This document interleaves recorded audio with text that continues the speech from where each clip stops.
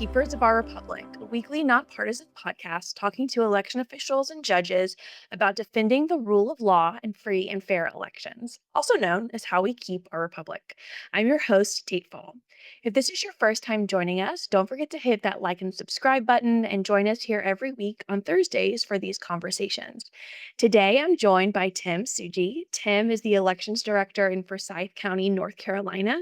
Prior to his role, Tim worked at the Guilford County Board of Elections from 2005 to 2016, serving as early voting director and eventually deputy director of elections. Thanks, Tim, for joining me today. Thanks, Tate. I appreciate it. It's a pleasure to be here. Awesome. Well, we'll dive in. Why don't you start off by giving our listeners kind of an overview of Forsyth County, how many voters you have, number of precincts, just kind of what the landscape looks like there? Yeah, so Forsyth County in North Carolina has over 270,000 registered voters. We have 108 precincts on election day, and we'll range between 1 to 19 early voting sites, just depending on whether it's a municipal election or if it's a presidential general election. In terms of our office, we have a staff of 11 full time, two part time, and then a whole army of seasonal workers that come in and help us during the election season. As far as Forsyth County, the city of Winston-Salem is the county seat, which I consider to be the cigarette, donuts, hot sauce, and undergarment capital of the world. Camel and Winston cigarettes were founded here, as well as Krispy Kreme donuts. Oh, my And fave. yeah, you can't go wrong with Krispy Kreme. And then Texas Pete and Hanes Brand are headquartered here in Winston-Salem. And just on a side note, and for your listeners who are sports fans, the city is home to Winston-Salem State University, go Rams, where Earl the Pearl Monroe and Stephen A. Smith attended. And it's also the home to Wake Forest University, where Tim Duncan, NBA Hall of Famer, and Arnold Palmer, one of the greatest golfers ever to play, both attended college. I love that. I had no idea. That's so funny. I didn't realize that both the universities were there. I love that. I think the college environment provides such a different vibe if you have that in your county. We had Kennesaw State here in Cobb, which used to be a small state school, and now I think it's like the third largest university in Georgia. So I love that like vibrancy it can bring to your voters. I think that's super fun. Yeah. So why don't you tell our listeners about yourself and how you got into elections? And also, I want to hear about why you stay through all of the things you've seen. What makes you stay in elections? Okay. Well, so I have been the elections director in Forsyth County going on 11 years now, and was previously with the Guilford County Board of Elections, which is just the next county over, and had been there for about 10 years. So let me sort of build up to how I got into elections by sharing some of my background on what developed my interest in local government and public service before that. It was during my freshman year in civics class in high school. My teacher had invited the city manager of our hometown to come and speak to our class. And just to this day, I can still remember vividly my classmates and I, we were all sitting around this wide rectangular table, and the city manager was standing behind a podium at the head of the table. And the first thing he said to us was, "You're probably wondering what I do as a city manager."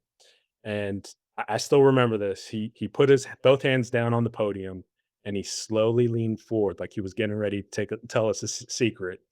And in a quiet but authoritative voice, he says, "I run this city." And so he started to chuckle, and I think everyone except for me got the joke. Because while everyone was laughing, I was like all wide eyed and my jaw had dropped. And I was thinking to myself, that's what I wanna be when I grow up. And I so love I it. go on to pursue my undergrad in political science, and I later received my master's degree in public affairs.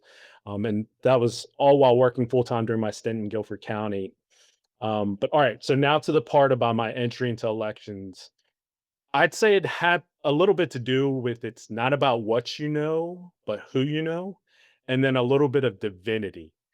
So in the early part of 2005, my church pastor at that time was good friends with George Gilbert, who was the elections director of Guilford County.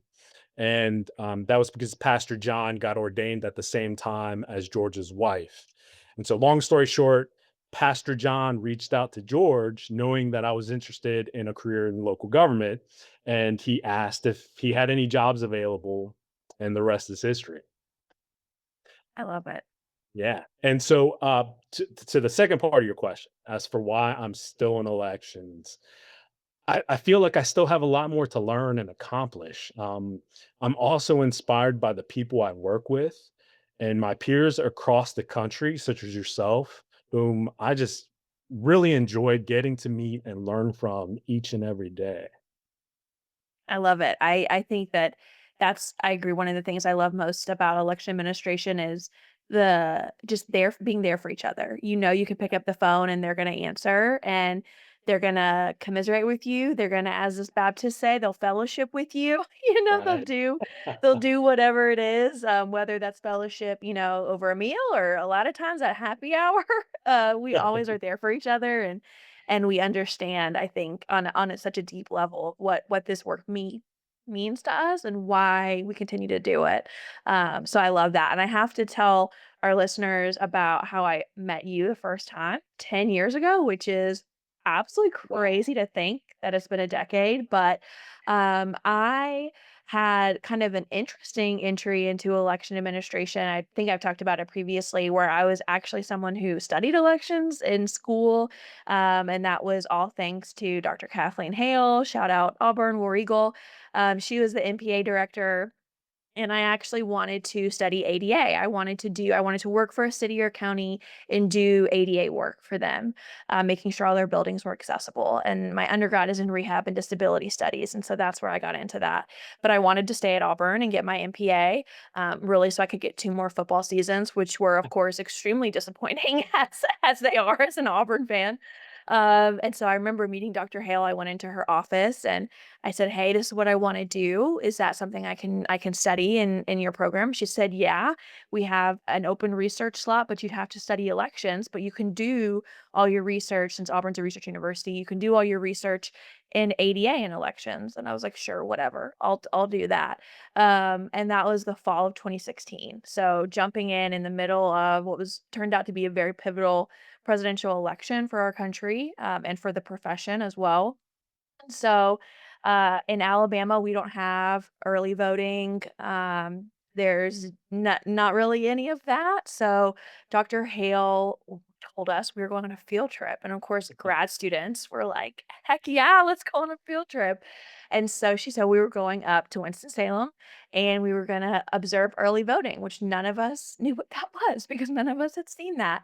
And so we go up there and we spend a few days, and that's where I met you. And I remember we were in there just star-eyed over curbside voting and seeing lines of voters at your early voting sites and seeing your operations center and just the hubbub and the bustle of it was so exciting. And we were all like vigorously taking notes and thinking of like, okay, now I want to talk about this. And then I actually did my first research project was on curbside voting because of what we saw in Winston-Salem, and so I love that, you opened your doors to a bunch of grad students from Auburn and let us come and observe and probably ask you a million questions, but it was so fun to come up there and see, and that's really what got me into elections, was seeing it in real life, and so, I love that you've always been a part of my story and kind of how I got started, and I think it makes sense for us to kind of talk with our listeners about the election administration as a profession. People don't really, like I said, I was a weirdo for choosing it. There was only 2 of us setting elections at that time. And so I think it's interesting and kind of a good perspective for our listeners to hear. And I love to hear it from your perspective in your, 2 plus decades in election administration. There's been so much change and equipment and technology and now kind of going back to pen and paper and what that looks like. And I'd love to hear what trends you've seen when it comes to the profession itself, not just the work we do, but who we are and who election professionals are. Yes, great question. Honestly, the biggest shift I've seen is the growing professionalization of elections administration. Uh, Today, there are various organizations and institutions that are offering certification programs in elections, such as CIRA through the Election Center. IGO, which is another national organization that offers a certification program, and then you have the U.S. Alliance for Elections Excellence.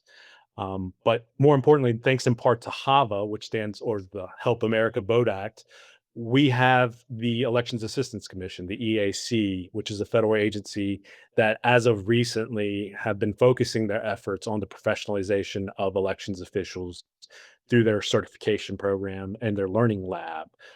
So it's quite transformed since I've started in elections, and I think there is a greater effort and focus on expanding on the professionalism of the elections administration field.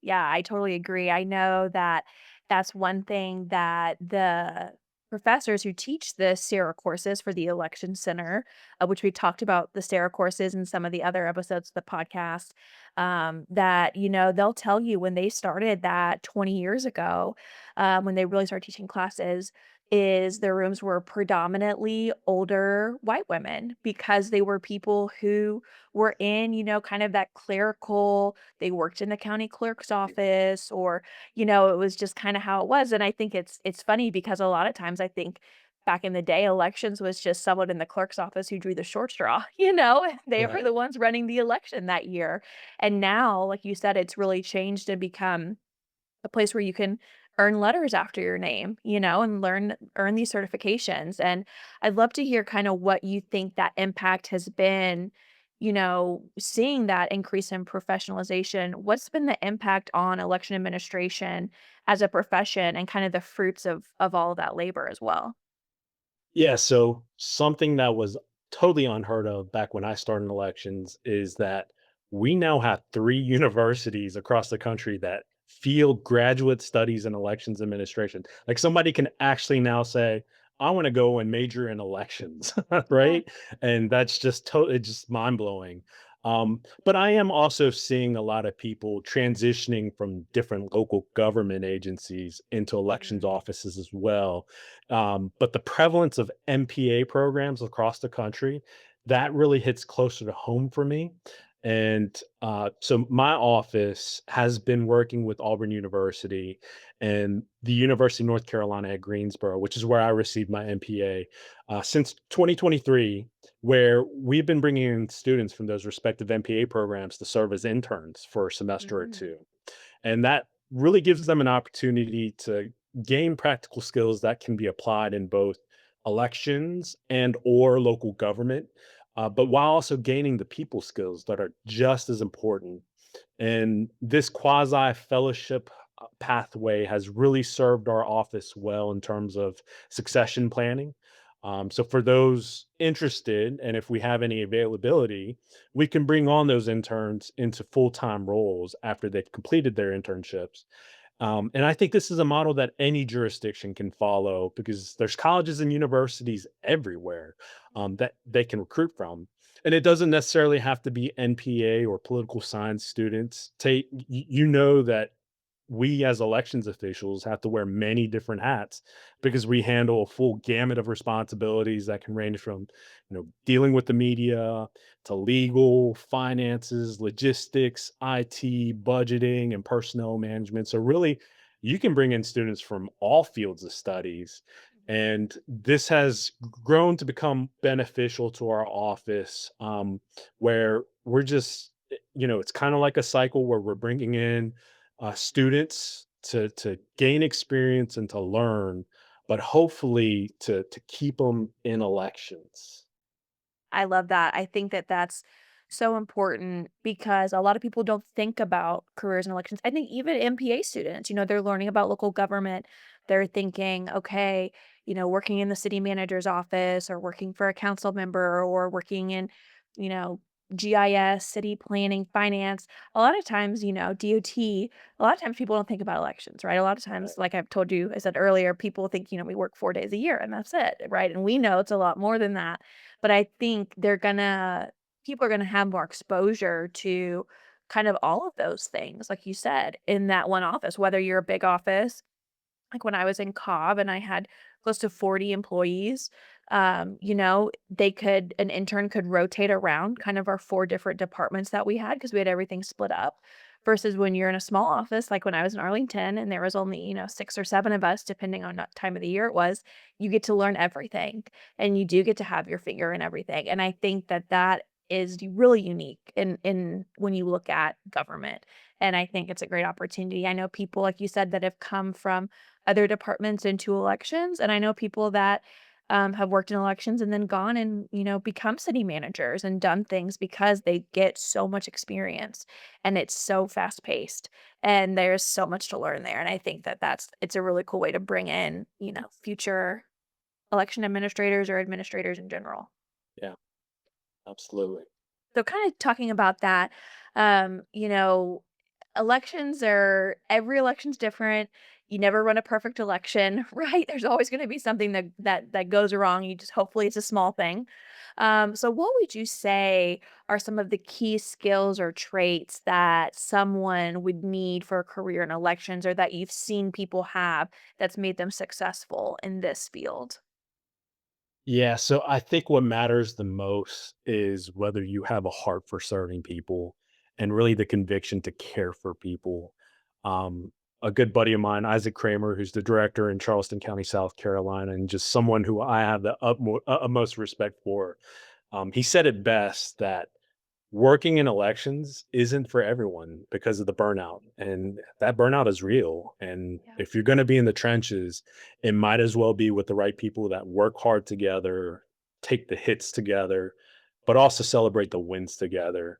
And so, similar to Isaac, I believe in hiring for culture, not just purely based on skill.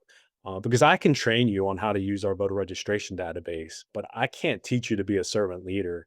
You kind of have to already have that innate ability to care for each other and for others. So here's my Ted Lasso quote for the day.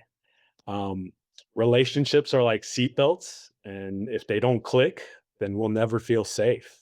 And I've been fortunate to work with some of the most talented and hardest working people I know, but more importantly, they care about each other.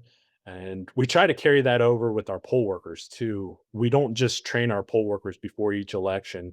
We listen to them before and after an election, and we do our very best to equip them with the necessary support that they need. Because I'm a firm believer that when we care less about our people become careless. And so at the end of the day, I believe if we care for our poll workers, that then they in turn will care for the voters. I love that. I think that that's something that can be really hard with poll workers, especially in a large jurisdiction. You're training thousands of people, and at the end of the day, they're the ones that are touching those voters, right? And so you get a call saying, "The poll worker was looking at my ballot when I put it in the scanner." And you're like, "Ugh, first of all, were they really? Second of all, I know we covered that in 17 different slides." And so having that where like, I know that team and I've gotten to know them and I'm sure that it was a and so you can have that relationship where it's not just, a stranger out there and you're just kind of crossing Right, your fingers and hoping that they're doing it right. You have that faith and trust in them. And right, you're totally right. It is you have to have that want for service. And that's something my parents instilled in me at a young age. My dad was in the Air Force, and we grew up serving our community through our church. And I think that you see that so much. And it is, we don't do it for the money, right? I would always say, well, that's why I get paid the medium bucks whenever I had to make a hard decision because you do it because you care and you really care about the process, you care about the people, and making those 2 things come together, is really, really hard, but it's really beautiful at the same time, and, it's no easy feat for sure. right.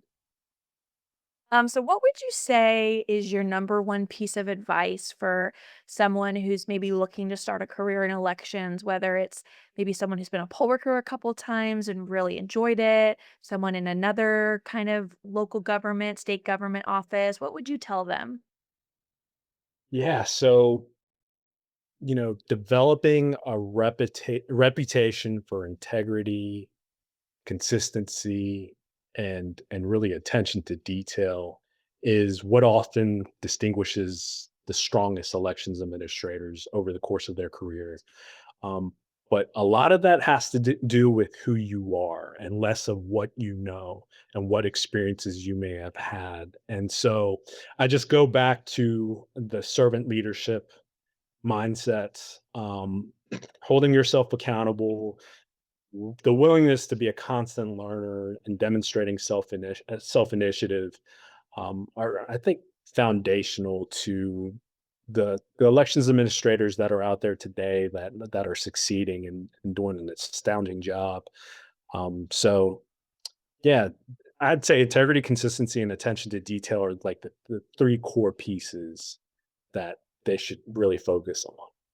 I love that. I think that those are so important because what we do is hard, and it's no one really paid much attention, before Hava, right? It was the Wild Wild West out there before Bush Yeah, v. Gore in 2000, and then there was a microscope, and then a lot of problems got fixed, and things became regulated, and then people kind of put their hands back and said, "Okay, we're good." And then after 2020, a lot of states are now under that microscope again. Me in Georgia, you in North Carolina definitely know what that feels like.